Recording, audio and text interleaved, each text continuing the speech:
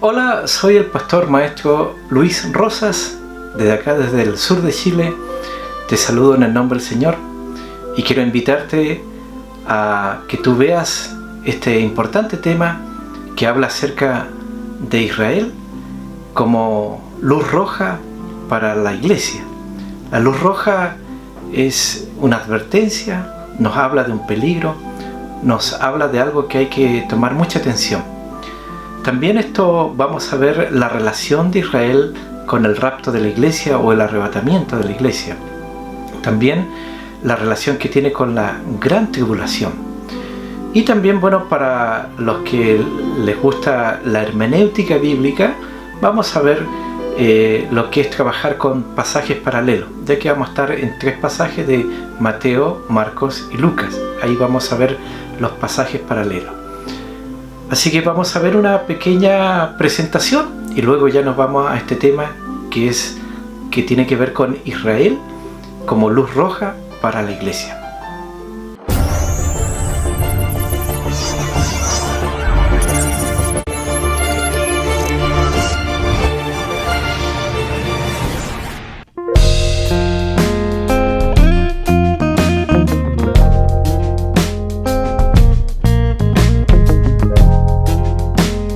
Muy bien, como te decía, vamos a comenzar con este tema que tiene que ver con Israel como luz roja para la iglesia. Como te decía, la luz roja nos habla de una advertencia, nos habla de un peligro inminente, nos habla de que tenemos que poner mucha atención. Así que con esa misma atención nos vamos a ir al Evangelio de Marcos, en el capítulo 13. Ahí te voy a pedir que tú busques ahí tu Biblia, busques este Evangelio y busques este capítulo 13 del Evangelio de Marcos. Para que vayamos a la par, tú me acompañas ahí examinando a la misma vez, ¿no es cierto?, los pasajes que vamos a ir estudiando de este gran tema que vamos a ver. Bien, voy a comenzar a leer en Marcos, como te dije, capítulo 13, desde el verso 3 voy a leer la primera parte hasta el verso 8. Voy a leer en el nombre del Señor. Dice: y se sentó en el monte de los olivos frente al templo. Y Pedro, Jacobo, Juan y Andrés le preguntaron aparte: dinos, ¿cuándo serán estas cosas? ¿Y qué señal habrá cuando todas estas cosas hayan de cumplirse?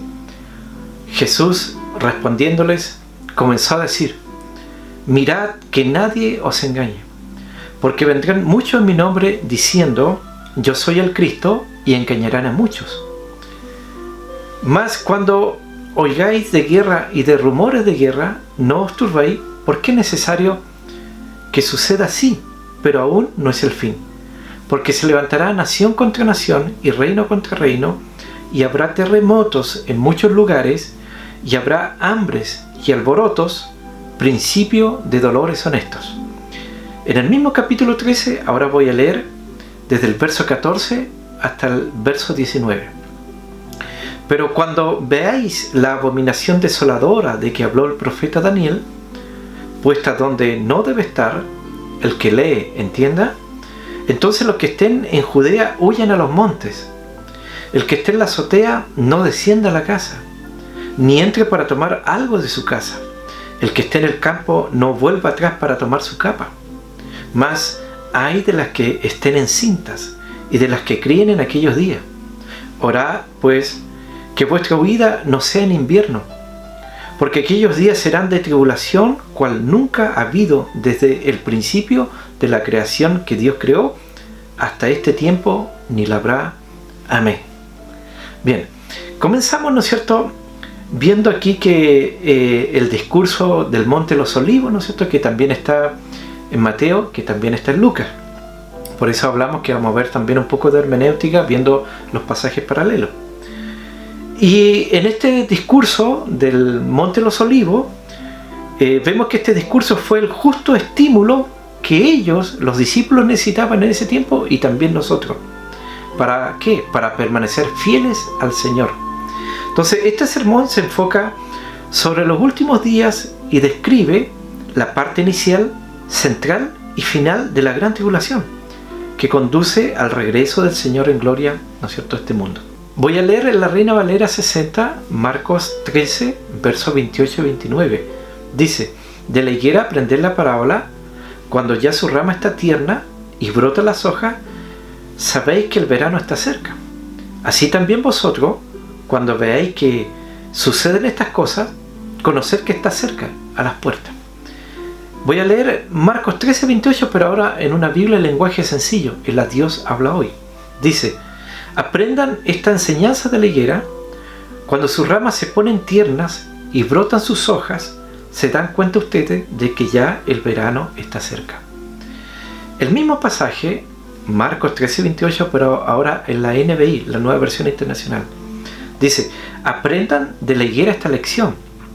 Tan pronto como se ponen tiernas sus ramas y brotan sus hojas, ustedes saben que el verano está cerca. Entonces, en la Biblia se representa a Israel con 3 árboles: la higuera, el olivo y la vid. Entonces, el Señor nos está diciendo en este pasaje: estudien o aprendan de Israel, en la parábola o en esta lección. Y la pregunta que tenemos que hacernos es: ¿qué cosas comenzarán a suceder? Bueno, las cosas a las que se refería nuestro Señor eran los acontecimientos que tienen directa relación con Israel. Ya que cuando Israel volviera a reunirse como pueblo, nosotros tendríamos que levantar nuestra cabeza porque nuestra redención estaría cerca. Y es así como el actual estado de Israel es la luz roja para la iglesia de Jesucristo aquí en este mundo. La historia más o menos es así. Por el año 33 aproximadamente, nuestro Señor murió en la cruz del Calvario, resucitó al tercer día y estuvo 40 días dando testimonio que estaba más vivo que todos nosotros. Y después se levantó y se fue a la diestra del Padre, y allá está Él. En el año 70, alrededor de 40 años más tarde, cayó el juicio de Dios sobre Israel y Jerusalén fue arrasada, Jerusalén fue quemada por los romanos, los judíos fueron desterrados, exiliados, desbandados por todo el mundo, por toda la tierra. Pero el Señor le había dicho: vuestra casa os será dejada desierta. Entonces vemos que el Señor es muy paciente, muy misericordioso, pero que cuando Él habla es mejor que nos pongamos obedientes, muy obedientes. En el siglo XX, 20 siglos después, se empeoró la cosa. ¿Por qué? Porque Hitler casi lo elimina por completo en el holocausto nazi, donde mató millones de judíos. Y luego Palestina. En Palestina hubo una guerra entre los árabes y los turcos, les pusieron una contribución a los árboles, los árabes se enojaron y quemaron todos los árboles, y la tierra se volvió literalmente un desierto. Jesús lo había dicho: vuestra casa os será dejada desierta. Y parecía que Israel nunca más se iba a levantar, pero había una profecía de Jesús que dijo que las ramas de Israel, o sea la higuera, cuando se volvieran tiernas y brotaran de nuevo sus hojas, y cuando esto lo vean, Él dijo: sabed que el verano está cerca. Y en este tiempo que nosotros estamos viviendo, ¿no es cierto?, Él nos está diciendo: yo estoy a las puertas. Y por eso no fue nada de raro que cuando terminó la Primera Guerra Mundial, le quitaron Jerusalén a los turcos, hicieron un tratado y declararon toda la tierra de Palestina tierra libre para los judíos. Y comenzaron ahí a regresar los judíos. Y los que regresaron en 1920 comenzaron a plantar árboles de nuevo, y cuando llegó la década del 40, 20 años después, ya la tierra había sido restaurada y la tierra ya era productiva. Y ahora la tierra era fértil de nuevo, y en 1947, cuando los judíos regresaron por miles y miles de todas partes del mundo, tal como el profeta Isaías los vio cientos de años antes, y en 1948 ellos se establecieron como la República de Israel. Y la bandera de la estrella solitaria del rey David volvió a ondear sobre la tierra de Palestina. Y ahí vio toda la humanidad, todo el mundo entero, con sus propios ojos, el cumplimiento de las profecías del Señor. Que la higuera, en este caso Israel, volvería a reverdecer, que la volveríamos a ver, aunque parecía imposible, porque el Señor había dicho: el cielo y la tierra pasarán, pero mis palabras no pasarán. La pregunta que debemos hacernos es que, en relación a la parábola referente a la higuera, la respuesta la encontramos antes de la crucifixión de Jesús, cuando Jesús y sus discípulos se hospedaron ahí en Betania, que era bastante cerquita de Jerusalén. Entonces ellos iban durante el día, por la mañana, a Jerusalén y volvían en la tarde ahí a Betania. Ahí le gustaba estar mucho al Señor. Y ahí uno de estos días, regresando cada mañana, ¿no es cierto? Ahí ocurrió este incidente que relata Marcos capítulo 11, del verso 12 al 14, y dice Marcos 11:12, al día siguiente, cuando salieron de Betania, tuvo hambre, y viendo de lejos una higuera que tenía hoja, oiga, qué buena vista el Señor, de lejos vio que la higuera solamente tenía hoja, y dice, fue a ver si tal vez hallaba en ella algo. Aunque la vio de lejos que no tenía, él aún así dijo, me voy a acercar lo más posible para ver si tiene algo, o sea, fruto. Pero cuando llegó a ella, nada halló sino hoja, porque no era tiempo de higo. Entonces Jesús dijo a la higuera, nunca jamás coma nadie fruto de ti, y lo oyeron sus discípulos. Entonces la pregunta es, ¿por qué Jesús maldijo a la higuera? Ya que Marcos hace la observación de que no era tiempo de los higos, por lo tanto no se esperaba que tuviera higos, porque no era el tiempo de los higos. Lo que sucedía es que nuestro Señor Jesucristo estaba enseñando una lección a los discípulos y a nosotros. El Señor estaba mostrando lo que sucedía con la higuera que estaba representando a Israel, que espiritualmente estaba estéril, que no estaba aprovechando bien su tiempo, su oportunidad para arrepentirse y para recibir a su Mesías. Entonces el Señor estaba profetizando que cuando Israel volviera a aparecer en escena, Él estaría mostrando el pronto regreso por su iglesia. Entonces Israel sería, por lo tanto, la señal más grande, la más clásica, la más clara, la más precisa de cuando Jesús estaría a punto de regresar por su pueblo, por su iglesia.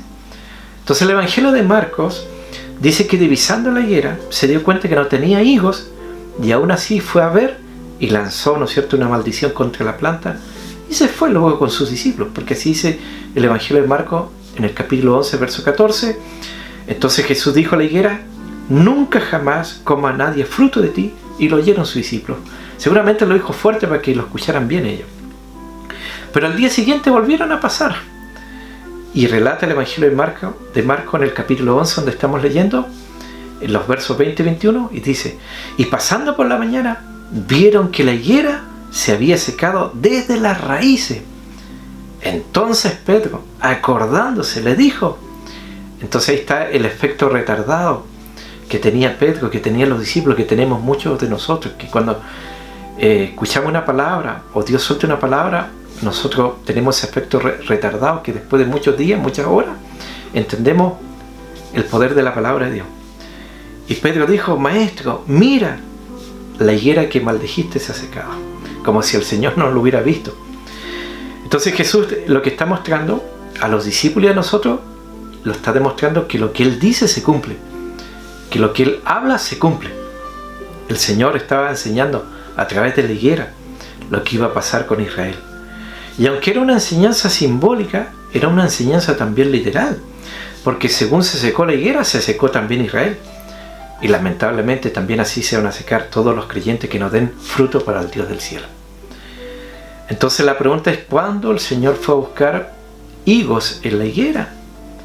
Nosotros vemos que fue a buscar higos en la higuera cuando no era el tiempo de los higos.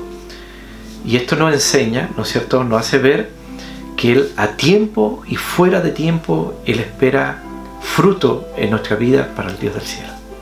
Entonces este es tiempo de dar la batalla, son los días postreros, los días finales, días peligrosos, el último tiempo, y por eso hay que buscar a Dios, ¿no es cierto?, comer la palabra, orar la palabra, ¿no es cierto?, si usted quiere escapar, porque es época decisiva, un momento crítico, un momento difícil. Y en Marcos 13:29 dice, así también vosotros, cuando veáis que suceden estas cosas, conocer que está cerca las puertas. Y aquí estamos, la higuera ha reverdecido, las hojas han brotado, y Cristo a pronto, ¿no es cierto?, a punto de regresar. Entonces este es tiempo para aferrarse a Dios más que nunca, para buscar a Dios más que nunca. ¿Por qué? Porque el Señor mismo dijo, permanecer en mí y yo en vosotros, como el pámpano no puede llevar fruto por sí mismo si no permanece en la vid, así tampoco nosotros si no permanecéis en mí. Yo soy la vid, vosotros los pámpanos. El que permanece en mí y yo en él, éste lleva mucho fruto, porque separados de mí nada podéis hacer. Juan 15, versos 4 y 5. Entonces, para el arrebatamiento o rapto de la iglesia, es muy importante tener una fuerte relación con Dios, una relación vital con Dios para poder escuchar la voz de Dios. Tal como lo dice 1 Juan 2:28. ¿Qué dice 1 Juan 2:28? Y ahora, hijitos, permanecer en Él, para que cuando se manifieste tengamos confianza, para que en su venida no nos alejemos de Él avergonzados. Por eso es época decisiva, por eso es época de estudiar la palabra, meterse en la palabra, meterse en la obediencia, en la fidelidad. Porque en la higuera la palabra del Señor se cumplió literalmente, quedó totalmente seca. Entonces muchos se preguntan, ¿y cuánto tiempo tendré para prepararme? Bueno, Pablo en 1 Corintios 15:52 dice, en un momento, en un abrir y cerrar de ojos a la final trompeta, porque se tocará trompeta, y los muertos serán resucitados incorruptibles, y nosotros seremos transformados. Entonces es bueno reconocer el tiempo en que estamos viviendo. El año judío es un año de luna, y tiene 360 días. Ellos van en el año 5778. Ellos cuentan desde la aparición hasta la desaparición de la luna como un día, no como nosotros. El calendario que nosotros usamos actualmente es el calendario solar, que cambió el Papa Gregorio. Él cambió el calendario lunar por el solar de 365 días. Y fue el obispo James Ussher quien fechó el origen de la Tierra desde Adán hasta Cristo en aproximadamente unos 4000 años. Él se basó en la genealogía que están ahí en Génesis capítulo 10. Bueno, en esa genealogía hay muchos años perdidos. Y él hizo ese cálculo. Y así se calcula desde Cristo, cuando vino Cristo, ¿no es cierto?, hasta nuestros días, unos 2000 años. Por eso muchos están haciendo cálculos 4 más 2, 6, ¿no es cierto?, más el milenio 7. Pero no es muy correcto hacer esos cálculos porque al menos en la genealogía hay muchas lagunas, ¿ya? Y para lo que nosotros estamos viendo, según Daniel 9:27, cuando el anticristo firme un pacto de paz con los judíos, se va a iniciar lo que es conocido como la gran tribulación. Daniel 9:27 dice, y por otra semana confirmará el pacto con muchos. A la mitad de la semana hará cesar el sacrificio y la ofrenda. Después, con la muchedumbre de las abominaciones vendrá el desolador hasta que venga la consumación y lo que está determinado se derrame sobre el desolador. Entonces, en este pacto el anticristo firma la autorización de que Israel reedifique el templo judío. Y desde ese momento que se firme de que los judíos tienen derecho a habitar en paz y que puedan reconstruir su templo, allí, desde ese momento, desde esa hora, desde ese día, comienza la gran tribulación de 7 años, que se conoce también como el tiempo de angustia de Jacob, que se conoce como el día de la ira de Dios y también como el día del Señor. Entonces, no sabemos en qué momento antes de la firma de ese pacto, el pueblo de Dios, la iglesia del Señor, es arrebatada. Puede ser un día antes de que se firme ese pacto, puede ser una semana antes, un mes antes, un año antes, 3 años antes, no lo sabemos porque el día ni la hora nadie lo sabe, solamente el Señor. Lo importante en este punto es que cuando sea sacada la iglesia del Señor, el pueblo del Señor, los creyentes del Señor de este mundo, el Señor vuelve a tratar de nuevo con Israel, porque ahora Israel está en pausa, pero luego le van a apretar play de nuevo, va a entrar en acción nuevamente el Señor con Israel después que la iglesia sea arrebatada. En 1948 nosotros vemos que Dios trajo de nuevo a Israel a su tierra y ellos se constituyeron nuevamente en una nación libre, independiente, y en ese día Israel renació, resucitó nacionalmente. Entonces Israel regresó a su tierra, pero sin convertirse al Mesías, porque hasta este día la mayoría en Israel no creen en Jesús como el Mesías, no lo aceptan a Jesús como el Mesías. Solamente están algunos judíos convertidos que se llaman judíos mesiánicos y no se llaman judíos cristianos. ¿Por qué? Porque ellos asocian el cristianismo con el catolicismo romano. Y para ellos el catolicismo romano fue algo muy malo para ellos, porque el catolicismo romano los persiguió unos 200, 300 años, especialmente en los días de la Inquisición, donde los torturaban, donde los quemaban vivos. Y allí a los judíos que no quisieran aceptar a Roma como símbolo de salvación, bueno, lo abrían de piernas, lo aserraban, a las mujeres les sacaban el bebé del vientre, hicieron cosas terribles con ellos, que hicieron toda clase de tortura inimaginable. Y por eso los judíos asocian el cristianismo con el catolicismo. Ellos no saben que el cristianismo no es el catolicismo. El catolicismo es la perversión del cristianismo. El catolicismo no está en la Biblia. El catolicismo nació 300 años después que nació la iglesia. Y durante esos 300 años iniciales, donde no hubo catolicismo, donde no hubo papas, donde no hubo santo a quien rezar, pero vino un gran cambio después del año 300, más o menos el 312, con Constantino. ¿Por qué? Porque él se convierte al cristianismo y absorbe el cristianismo con el Imperio Romano y hace la religión oficial del Sacro Imperio Romano. Entonces el Imperio Romano se da la vuelta y se convierte con el mismo poder, pero ahora con un poder religioso. Entonces el Imperio Romano es el Vaticano, que gobernó Europa más o menos unos 18 siglos aproximadamente. Y gobernó a príncipes, a reyes. Nadie se podía casar, nadie podía hacer negocio sin el permiso de Roma. Y los que no aceptaban a Roma, que según ellos era el único representante de Dios en el mundo, lo quemaban, lo crucificaban, lo tiraban a los leones. Entonces es bueno saber que el cristianismo no es una religión, sino que es una relación especial con Dios. En Mateo capítulo 24, vamos a ir al otro evangelio, Mateo 24, verso 32 al 34. Voy a leer. De la higuera aprended la parábola. Cuando ya su rama está tierna y brotan las hojas, sabéis que el verano está cerca. Así también vosotros, cuando veáis todas estas cosas, conocer que está cerca, a las puertas. De cierto os digo que no pasará esta generación hasta que todo esto acontezca. Entonces, este es un pasaje clave para saber el tiempo que estamos viviendo. Como hemos dicho, para entender esta parábola o esta lección, debemos entender qué es la higuera, entender qué es la vid y qué es el olivo. Porque esos tres árboles están ahí en la Biblia para hablarnos de las diferentes fases por las que pasa Israel. Ya hemos dicho que la higuera representa a Israel, el olivo representa las condiciones de Israel y la vid representa el sistema religioso de Israel. Entonces, cuando Jesús habla de la higuera, entonces lo asociamos con Israel, porque Israel es la higuera. Entonces notamos en el texto que habla de hoja, no habla de fruto. Entonces las hojas, eso sí, siempre salen antes que el fruto en todos los árboles. Y dice, sabéis que el verano está cerca. Cuando se ven las hojas, Jesús dice, sabéis que el verano está cerca. O sea que su venida está cerca. En otras palabras, Él nos está diciendo, cuando ustedes vean que Israel renace como nación. ¿Y cuándo fue eso? El 14 de mayo de 1948, tiempo pasado.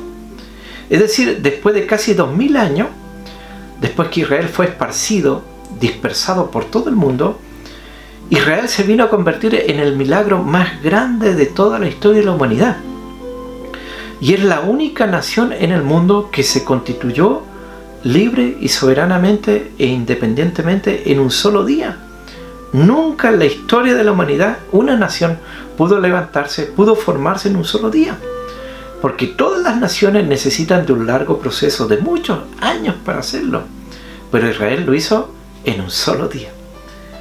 Y por eso ahí, siguiendo en Mateo, donde estamos leyendo en el capítulo 24, verso 33 dice, así también vosotros, cuando veáis todas estas cosas. Y uno pregunta el texto, ¿qué cosas? Él lo dice ahí, en Mateo 24, versos 6 en adelante, y oiréis de guerra y rumores de guerra, mirad que no os turbéis. ¿Por qué es necesario que todo esto acontezca? Pero aún no es el fin. Porque se levantará nación contra nación, y reino contra reino, y habrá pestes y hambres, terremotos en diferentes lugares, y todo esto será principio de dolores, no el final, principio. Y en el verso 34 dice, de cierto os digo que no pasará esta generación hasta que todo esto acontezca. La pregunta es, ¿cuál generación? ¿Qué generación? Cuando yo era pequeño, escuché ciertos predicadores que calculaban y hablaban de una generación. Ellos decían, una generación son 40 años. Y decían en su prédica, decían que en el momento que ellos estaban predicando, la gente que escuchara esa prédica, 40 años hacia adelante, venía el rapto de la iglesia. Así que hicieron los cálculos en ese tiempo. Pero una generación es la vida completa de una persona desde que nace hasta que muere. Y una generación, según la Biblia, según el Salmo 90:10, dice: los días de nuestra edad son 70 años y en los más robustos son 80 años. Porque recuerda usted que Matusalén vivió 969 años, Noé a los 500 años tuvo un hijo. O sea, hubo gente que vivió muchos años, mucho tiempo. Pero después del diluvio, ¿no es cierto?, se le bajó el nivel de años que podía vivir la gente, y hoy día estamos en eso, en los 70 y en los 80 los más robustos. Entonces la pregunta es: ¿quién está dentro de esa generación que está hablando el texto bíblico? Bueno, todos los que hayan nacido entre 1948 a los días de hoy. Si alguien hubiera nacido en 1948, en este momento tiene ¿cuánto? Unos 73 años aproximadamente, 83 años aproximadamente. Y todos los que, ¿no es cierto?, están dentro de esa cifra. Entonces las hojas representan el renacimiento nacional de Israel, porque ellos regresaron a su tierra, pero sin convertirse. Entonces, ¿cuándo se va a convertir Israel? El apóstol Pablo lo habla en Romanos 11, versos 25 y 26. ¿Qué dice Pablo ahí en Romanos 11? Dice: porque no quiero, hermano, que ignoréis este misterio, para que no seáis arrogantes en cuanto a vosotros mismos, que ha acontecido a Israel endurecimiento en parte, hasta que haya entrado la plenitud de los gentiles. Y luego todo Israel será salvo, como está escrito: vendrá de Sión el libertador, que apartará de Jacob la impiedad. Y Apocalipsis 7 también nos habla que el Señor, ¿no es cierto?, sellará a 144.000 judíos en el tiempo de la gran tribulación, donde la iglesia o el pueblo del Señor o creyentes en el Señor ya no van a estar. Y el más grande avivamiento que vive Israel será cuando nuestro Señor regrese, ¿no es cierto?, al final de la gran tribulación en su segunda venida. Y en ese momento, como decía el apóstol Pablo, todo Israel será salvo, especialmente los que creyeron en Jesús como el Mesías. Y cuando Israel se convierta, será el fruto de la conversión, porque ellos en este tiempo aún no han dado fruto, pero la Biblia nos está diciendo que sí lo van a dar. Ahora vamos a ir al tercer evangelio, Lucas 21. Hemos estado en Marcos, hemos estado en Mateo, ahora vamos a estar en Lucas. Lucas 21, versos 29 y 30. También les dijo una parábola: mirad la higuera y todos los árboles, cuando ya brotan, viéndolo, sabéis por vosotros mismos que el verano ya está cerca. Entonces estamos viendo los pasajes paralelos. ¿Qué son los pasajes paralelos? Son pasajes que todos hablan, ¿no es cierto?, del mismo tema, pero algunos tienen cosas más agregadas. Y nosotros, si no supiéramos que Israel volvió a su tierra, no sabríamos que tan cerca del rapto estamos, ¿ya? Porque Israel es la luz roja para la iglesia. Es como el termómetro para la iglesia. Entonces, escúchame bien.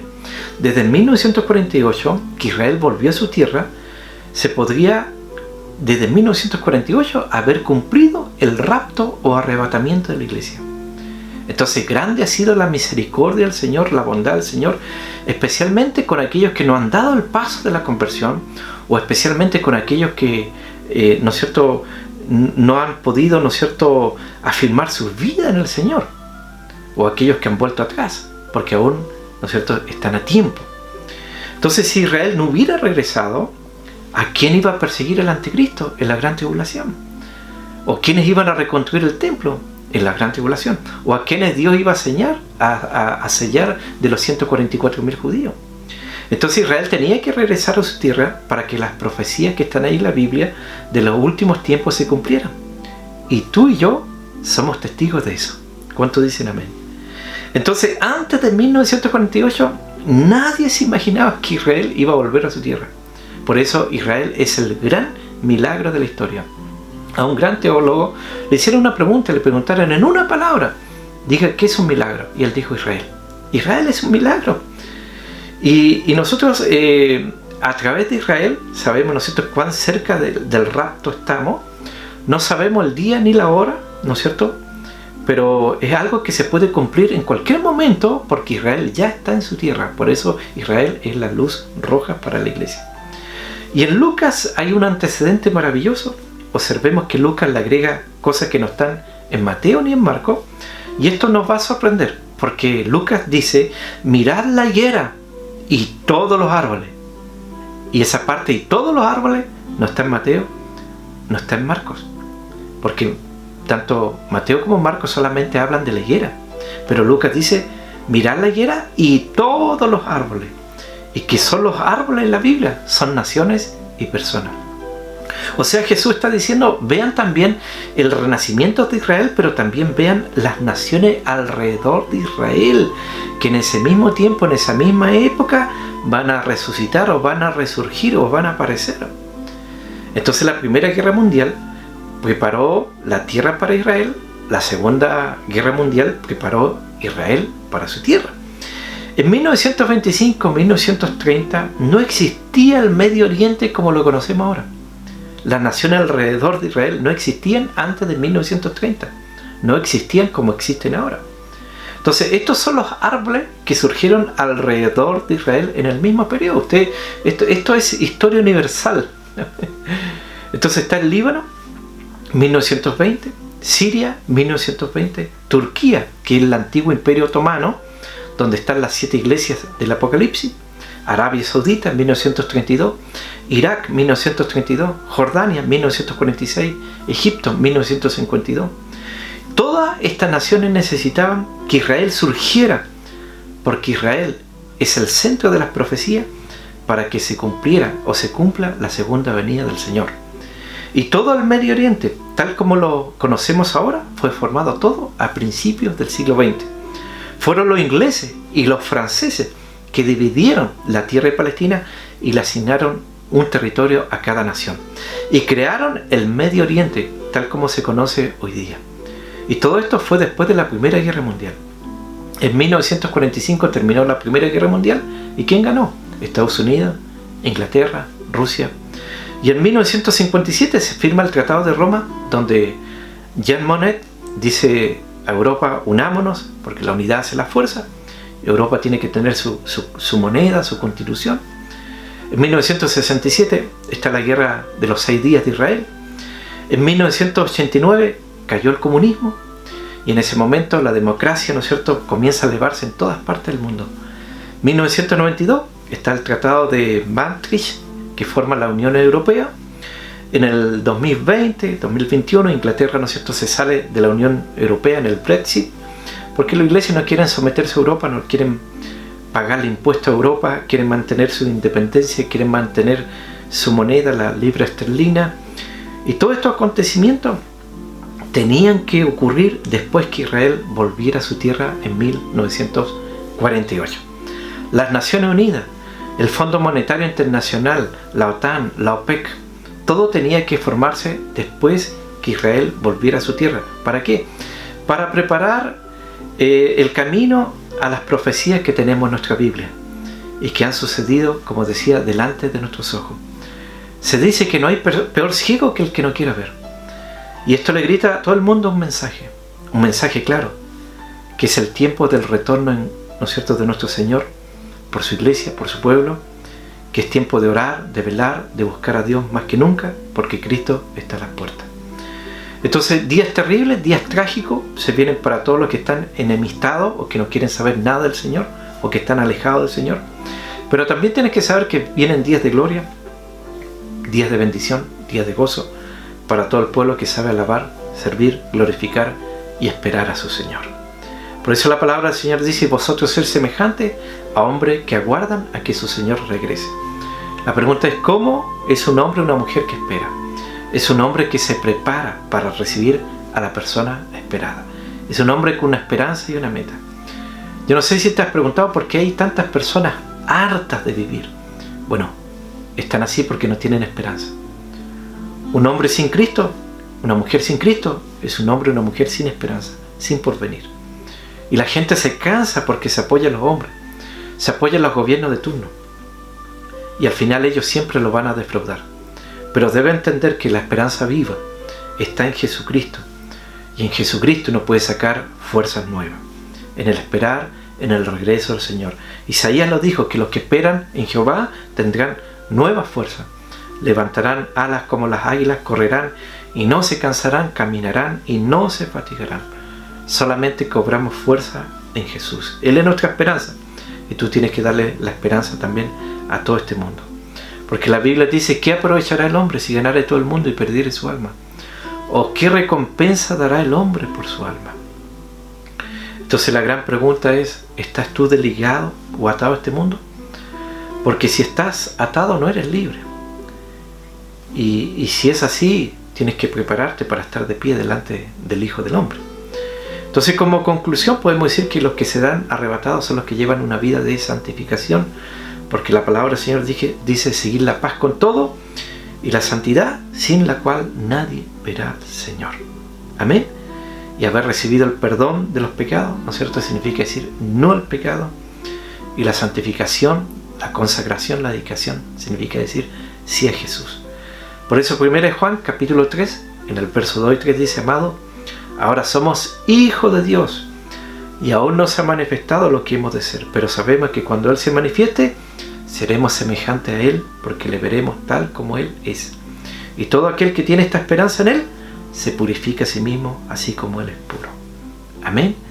Así que espero que tú hayas entendido este gran tema acerca de Israel, la luz roja para la iglesia. Así que en cualquier minuto, en cualquier, ¿no es cierto?, segundo, el Señor viene por nuestra vida. Por eso es tan importante estudiar la profecía bíblica, la escatología, y estar preparado, ¿no es cierto? No estarse preparando, porque el Señor nos viene a buscar gente que se va a preparar, sino gente que se ha preparado.